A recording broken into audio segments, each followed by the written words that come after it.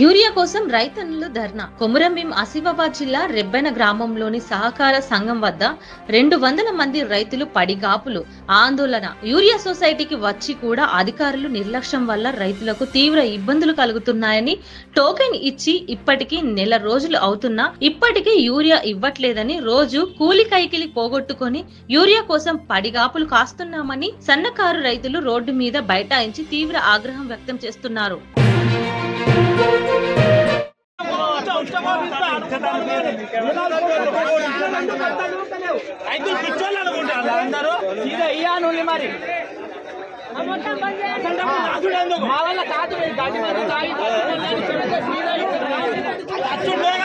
చప్పుడు వాళ్ళ కోసం మేము చేస్తామా, ఆ కోసం వాళ్ళు బతుకుతాము.